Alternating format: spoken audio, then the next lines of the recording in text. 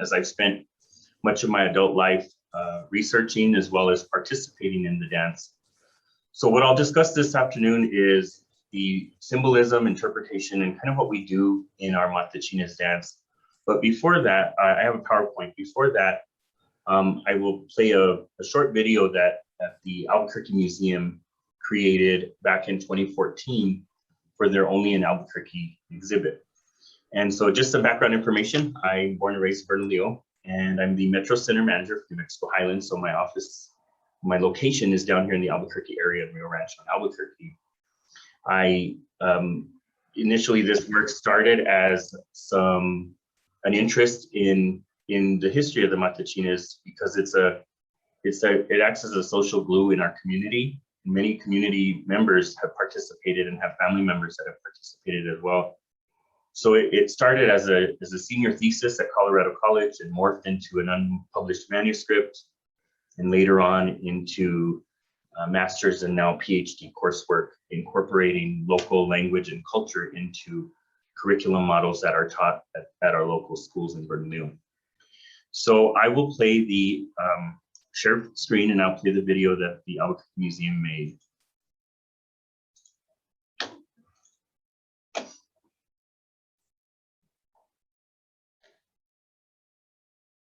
And I want to make sure the sound goes through, so I'll play it, and if we're good to go, if I can get a thumbs up or two in the audience, that would be great.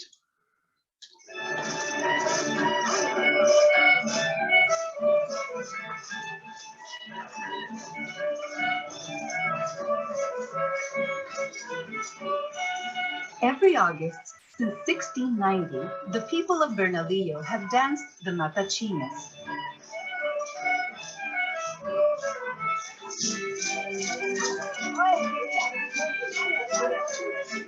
This is a religious commitment for the dancers, a type of promise or promesa made to San Lorenzo, the town's patron saint. We all make a promesa, whether it be for your family, for health, for your loved ones. It's also to remember everybody before us that have also suffered. San Lorenzo suffered for us, and so we kind of give that back as a community.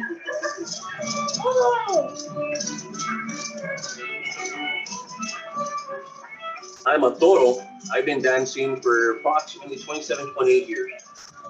And I don't know if I'm still going strong, but my legs carry me. I'm gonna try to continue this. In one interpretation of the Matachines, the dance represents the conversion of Aztec ruler Montezuma to Christianity.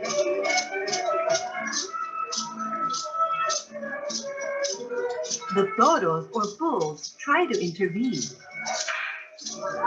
I represent evil and temptation. I want to bring you to the dark side. The Malinche, the reason why they wear white, they represent purity. They're the purest thing out of this world. The Munaca is the head. He's a Montezuma, and then you have all his soldiers. They were both Munacas. She's been a Malinche once. She's carrying the Argos this year. My son, this is his second year dancing. Hard, hot, but I enjoy it. My family's done it for a long time. Fourth generation. Good. Fifth generation. After your great grandfather. Yeah. No, your great great grandfather.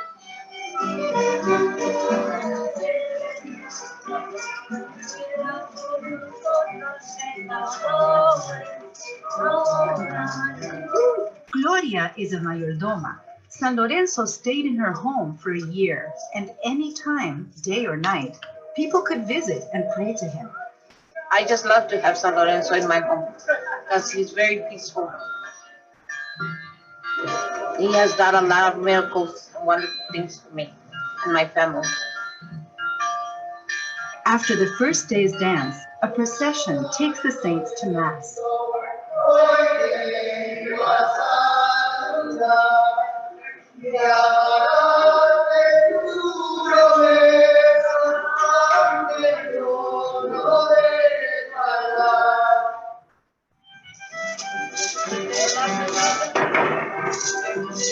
The following day, a procession returns the saints to the mayordoma's home, and the dancing continues.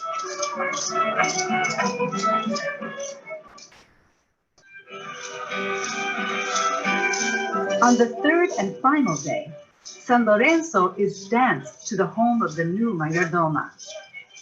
This is my second time having him. It's a real pleasure, you know, and God really blesses you that whole year. He'll bless you with more than you really need.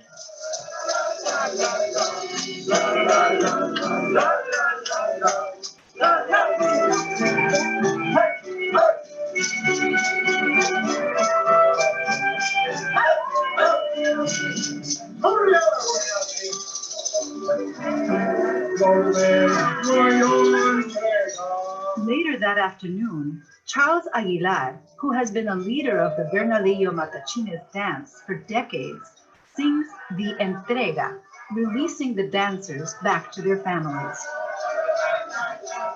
People want to belong, and they want to be a part of something. And I think they find meaning in it, you know. There was a time it took everything we had to get 12 dancers. Today we have to turn away kids because they want to participate. It's not about me personally, it's about being part of a group.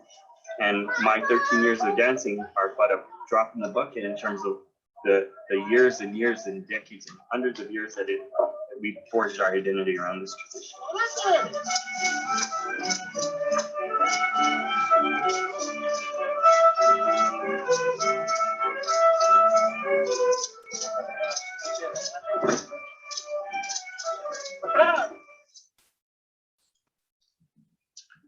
Okay, so that said, there are probably a number of questions.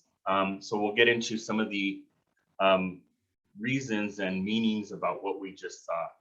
So I'll say that I have danced as a Matachines dancer for 20 consecutive years. I started when I was a teenager, and I've danced ever since because it takes a part of your life and it really defines who you are and your identity as a person, Nuevo Mexicano person from Bernalillo. And so, can I get a thumbs up if you can see my presentation, the PowerPoint? Can you see that? Anybody? Yep, we're good. Thank you. Okay, thank you.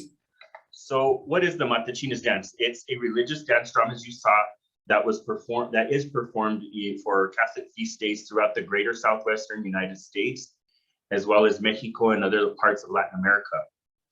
It does tell a story of the conversion of the battle between Christianity and quote unquote paganism, and each community that performs it. So this version of the Matachines will look different from other versions around the state and in Mexico.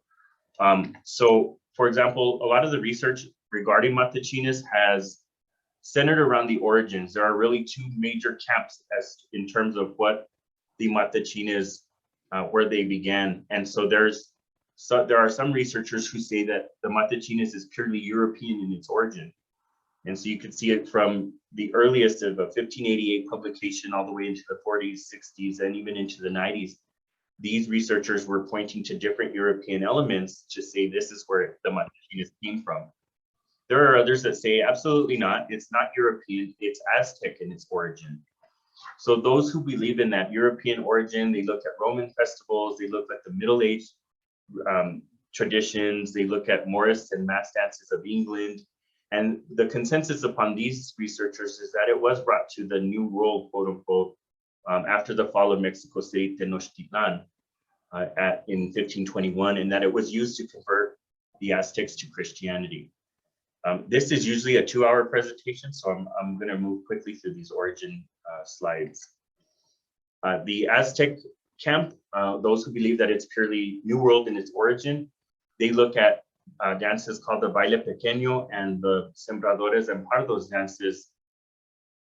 And what they were doing, I'll back up. So the European origins, some of those researchers were using the number of dancers. They were looking at costume elements. They were looking at a sword and a shield, elements that are used in contemporary Matachines to possibly draw some conclusions as to where that dance came from in Europe.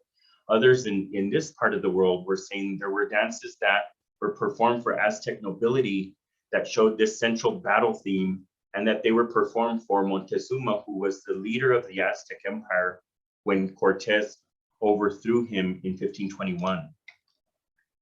And then there are other scholars such as myself that say, actually, it can be European and Aztec.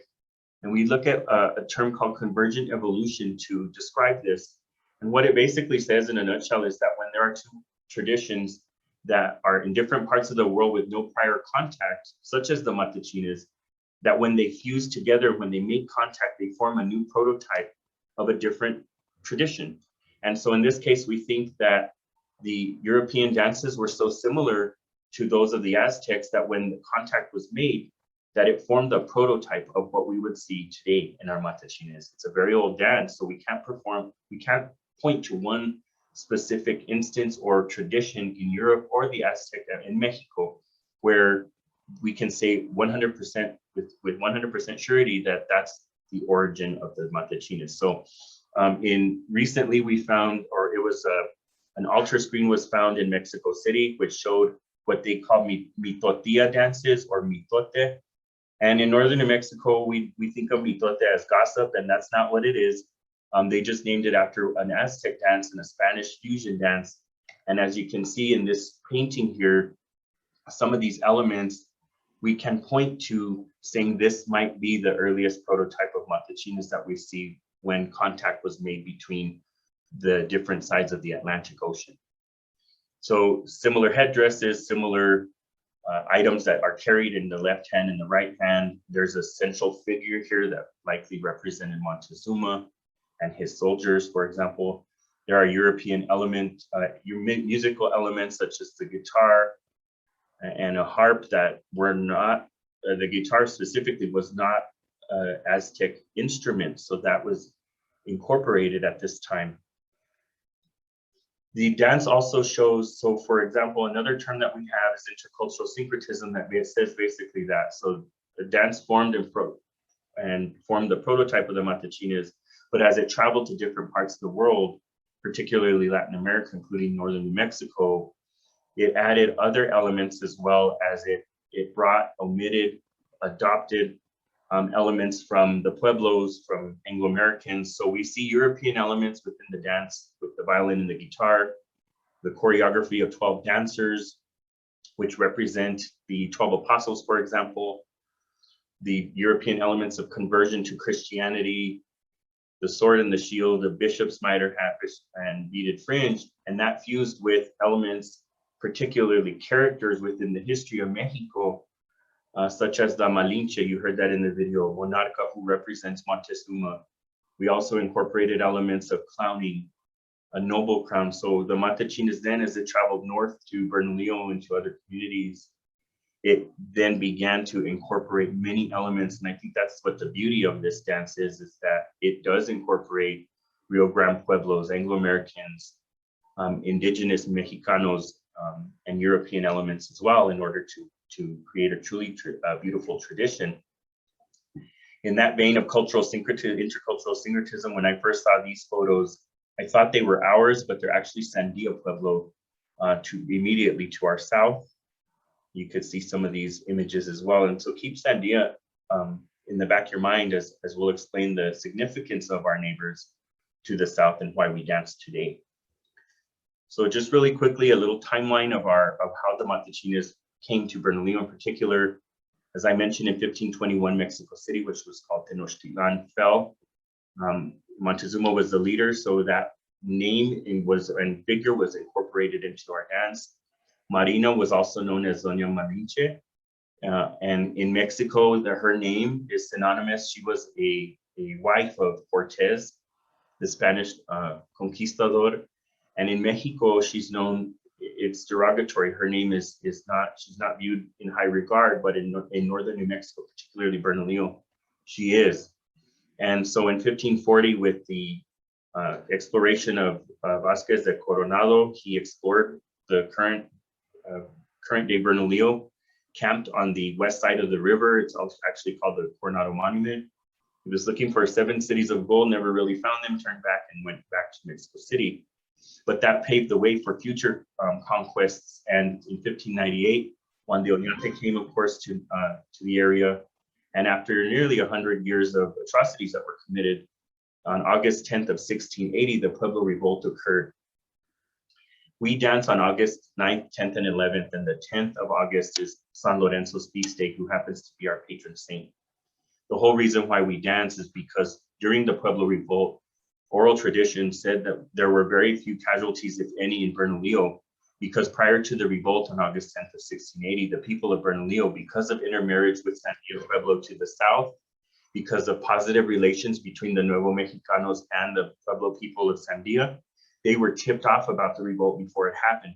So they were already exiled. They were already in a community called El Realito de San Lorenzo, ironically or not, near El Paso. So in 1693, when de Vargas came back to quote unquote reconquest New Mexico, he made a promise to God and to San Lorenzo that basically said, anybody who's returning to Bernalillo is to celebrate August 10th through some sort of feast or celebration.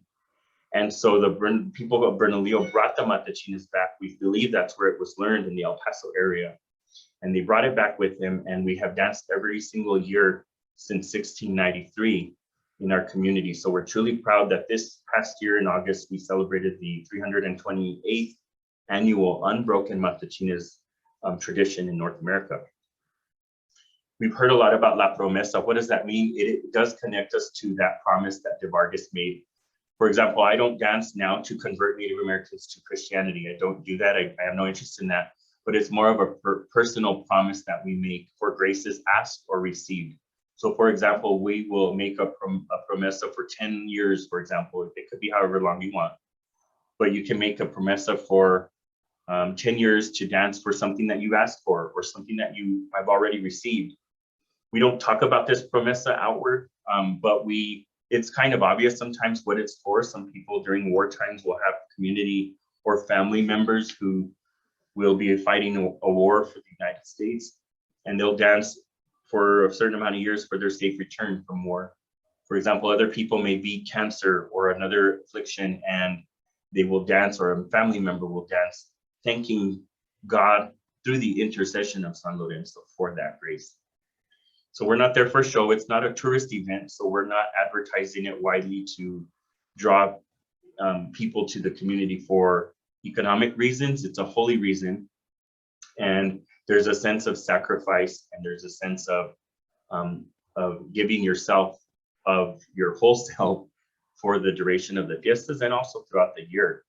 That promesa lasts all year, so that during the fiestas, though, when the fiesta season starts, we no longer, as individuals, we no longer belong to our families. We belong to the family who is watching over the saint that particular year.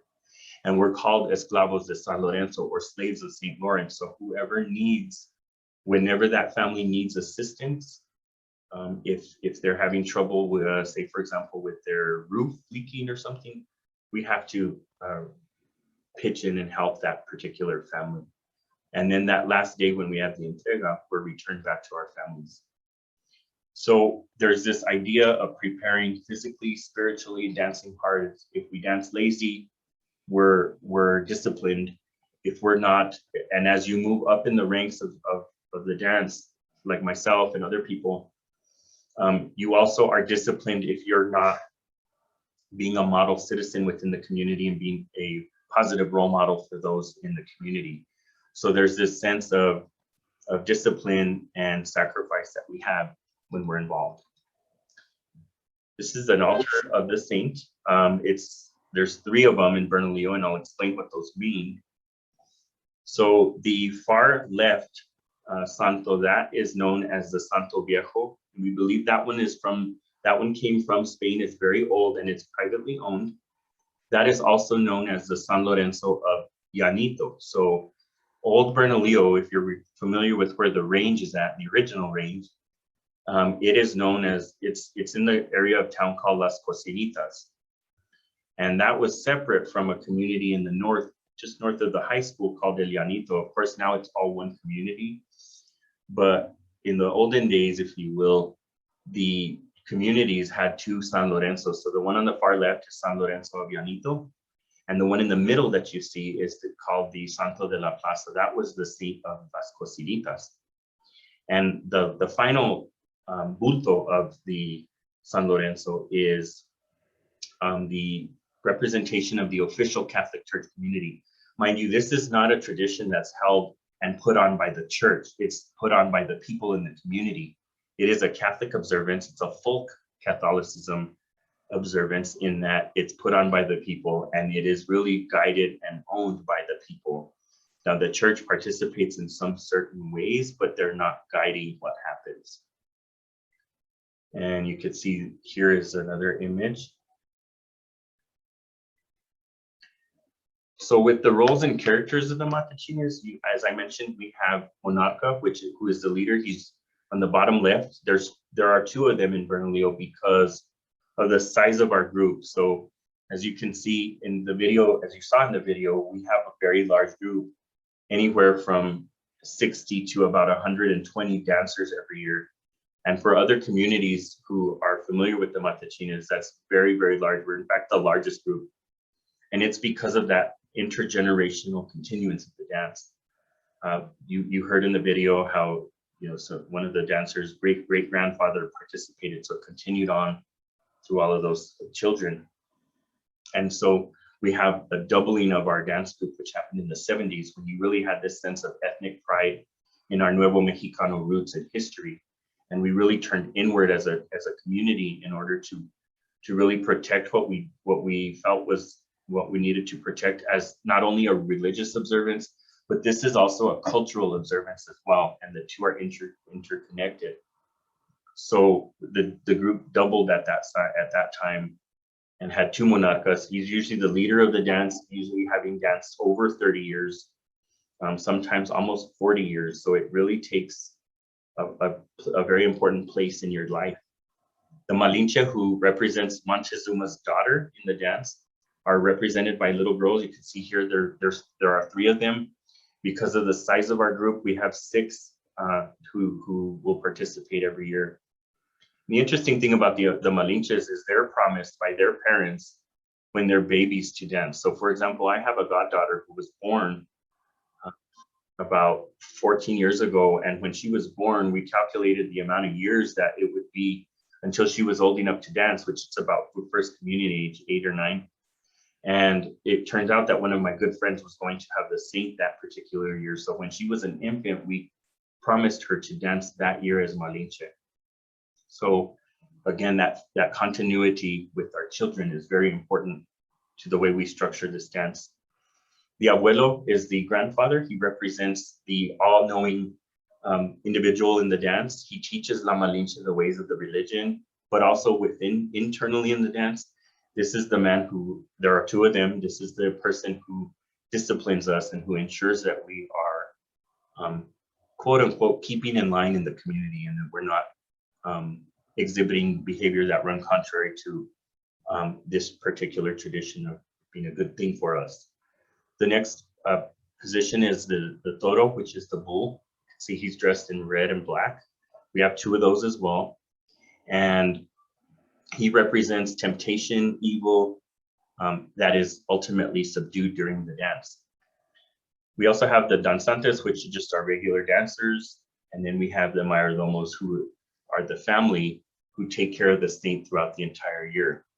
So what happens with the mayordomos is they will have the estampa, the cocinita saint, in their home from August 11th all the way to August 11th of the following year.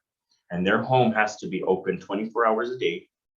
People can come at all hours of the night or day to pray, and they have to be given food and water and drink, and they have to be allowed, people have to be allowed to come and pray.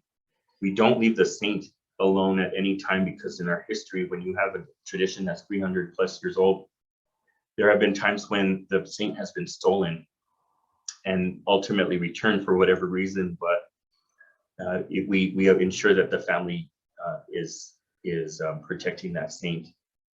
The mayordomos are usually a married couple, but in some cases they're not. They're siblings or friends that are have the saint co-located at a friend's house or whatever, family member. So this list of mayordomos from this year in 2021, we know 11 years from now, every single year who will have the saint in their home. And there's a very small geographic area where that saint can travel for man-made reasons. US 550 has thousands of cars pass through there every day. We have railroad tracks, we have irrigation canals, and so there's just a very small area that we can travel. So the mayordomos are very crucial. They also pay for and put on the fiesta, which the largest thing is to have all those people in your house and in your yard and to feed the community at large is a very tall task. Other roles, we have rifles, we have little drummer boys, we have arcos or arches, we have prayer leaders, officials who are there for crowd control, and we have musicians. We have about 15 violin and guitar players participate in the Matachines. So one of what we're known for is our trident, which is called a padma. It represented an Aztec feather fan or a European shield, and they fused to form this. And it's a trident representing the Holy Trinity. And then we have what is called a waje, which is just a rattle to keep the pace of the music. This is called a cupil, C-U-P-I-L, and it is the headdress that the danzantes wear. As you can see, it has an image of a saint. This is mine, and my patron saint, of course, is San Lorenzo, but that can vary with other patron saints, a family patron saint, a parent patron saint, your own. The same with the colors. We select our own colors, but what's uniquely Bernalillo is that patron saint picture in the front, as well as what we call fleco or fringe that covers the eyes, and that's a Northern African influence, as well as a mascada, which covers the face. So the idea here is, since we're making that promesa and communing with the higher power, that we are to be anonymous. We don't speak when we put this on. These are blessed, so we are no longer ourselves. We are a holy being, if you will, as we don these. These also don't touch the ground.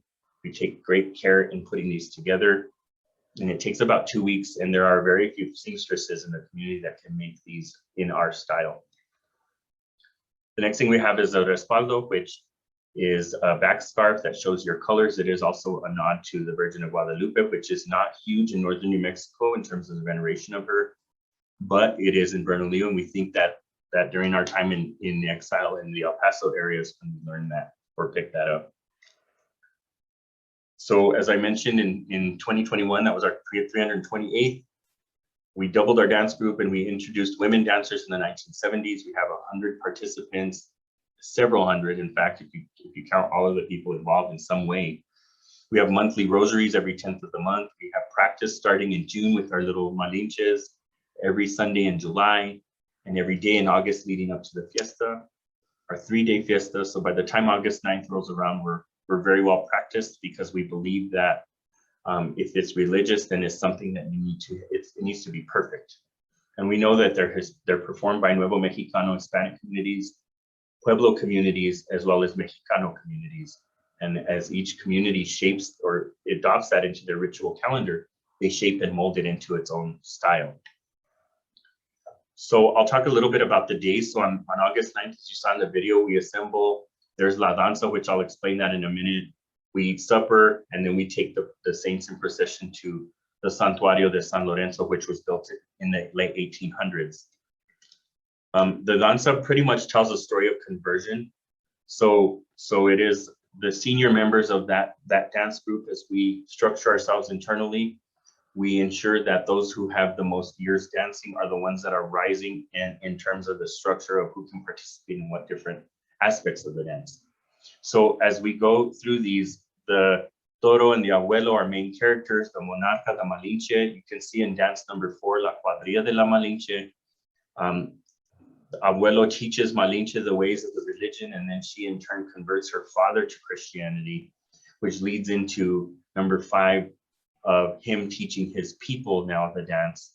And number 6 is like a bullfight, where the toro is each confronted by each dancer, and then they subdue him, and ultimately he is defeated and shot during that part. And then we have a small break. And then the second part is our dances of celebration. And so you could see it tells that story. This particular danza takes about an hour to complete. And then we also have number 11, which is the procession. It's a fast skip step where we will take the saints in procession throughout the community. On August 10th, it's our busiest day, as it is San Lorenzo's feast day.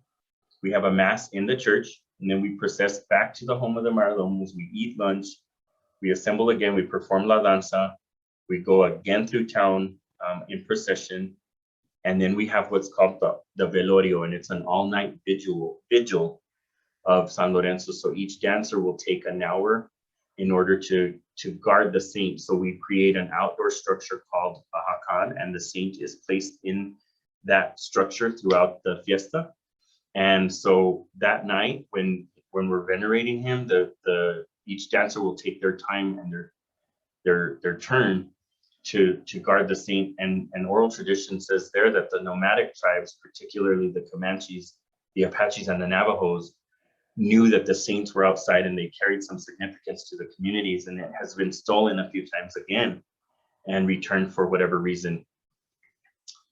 The last day is our exciting day, as we take the saint from the current Mayordomos and we take them in procession to the new Mayordomos, and they're received there.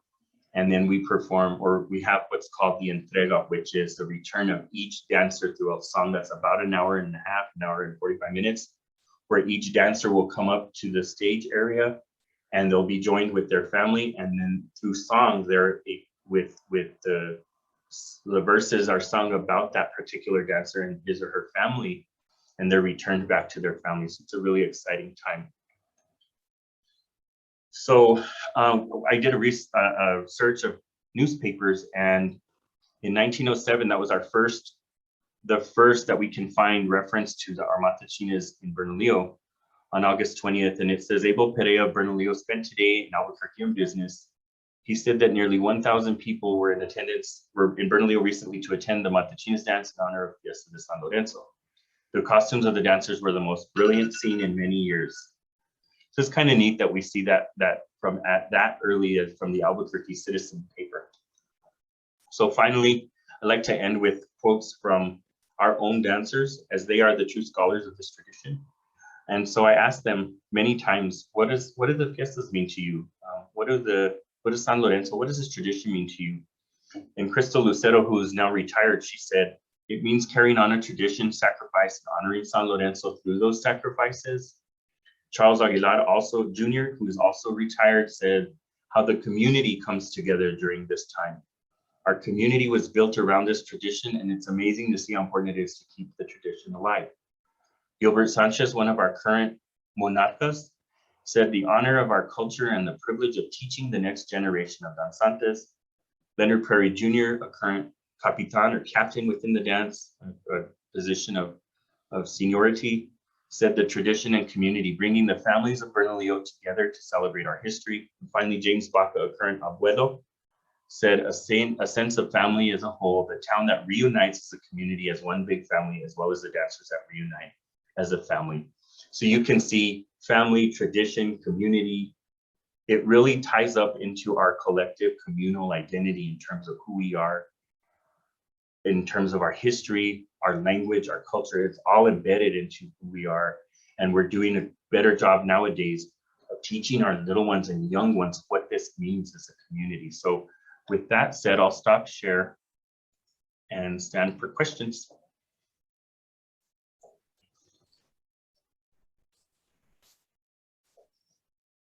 Right. So yes, if anyone has any questions, please unmute yourselves, or you could add something to the chat. Thank you. That was really wonderful. You know, this really, I think, will help next time I'm can see one of these dances. It will be much more, I think, meaningful to me, you know, knowing not only the history, but your personal reflection on it. So I thank you for sharing that. That was really, really wonderful. So I've seen the Matachinas and in the Genistro communities, several, and there seems to be some, I would say, different interpretation about what they're doing and why. Yep. So, what sort of comment you have about that? I mean, is there reasons why that developed, perhaps? Sure, 110%. Thank you, Stephen, for that. As I mentioned, the Matachines, anywhere you go in the state, particularly in Mexico, each community is going to shape and mold the dance how they want to. And coupled with that is not just the way it looks and the way it's performed, but also the origin story and the interpretations of those particular dances. And these little communities are going to have a very different story because Bernalillo, whether we agree with it or not, Bernalillo has, in its turn inward, in this idea of ethnic pride, really placed an emphasis on the European version of the dance and the elements of it. Whereas in other communities, it may be a rejection of the European Spanish elements within that. So for example, as I mentioned, the toro or the bull is representative in Bernalillo as temptation and representative of the pre-Columbian religion and temptation and just those different things. In other communities, it's the opposite. The bull represents Spanish people and Spain itself, which has to be vanquished.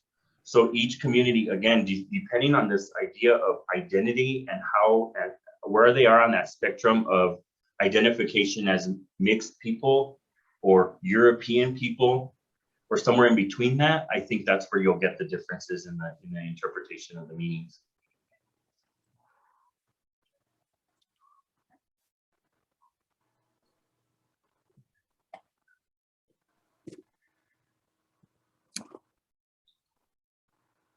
Anybody else?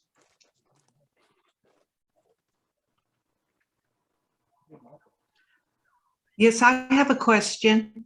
Sure.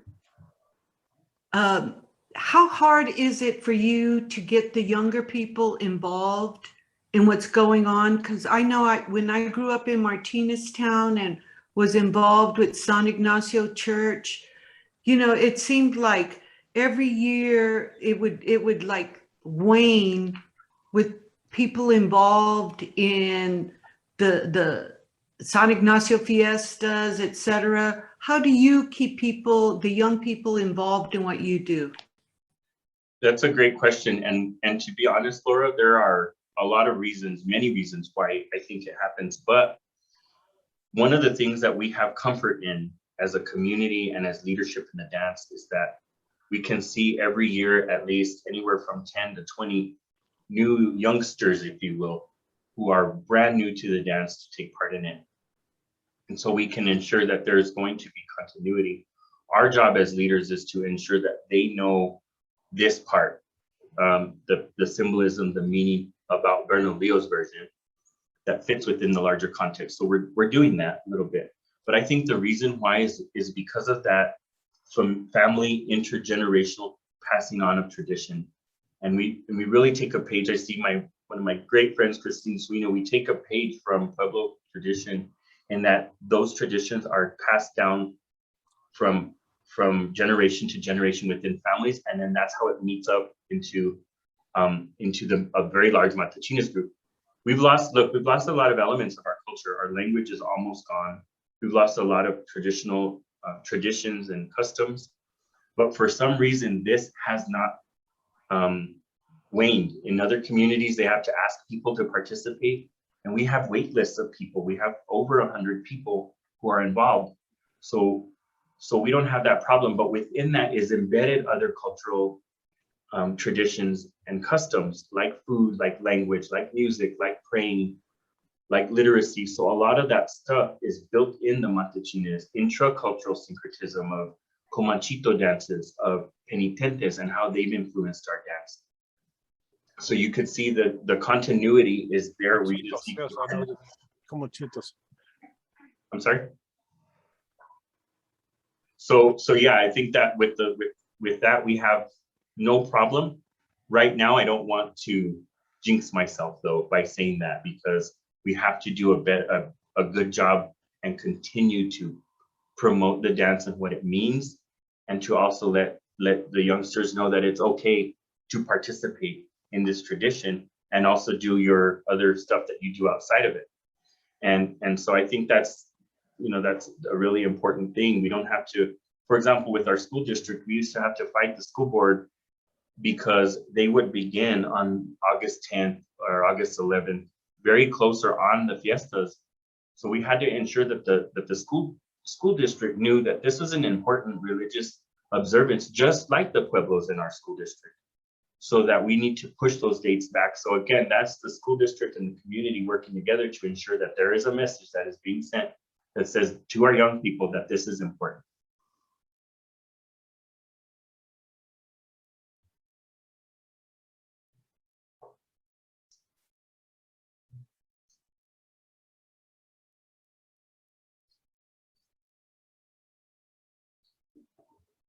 And as I mentioned, this can go on for hours. So I have my contact is in the directory. I'm sure you can find that if you need it. But my email address is jamoreno@nmhu.edu. If you want to, I can send you some more links to videos, or we can just have a discussion kind of informally. That would be great as well. But thank you all this afternoon for coming. I appreciate it.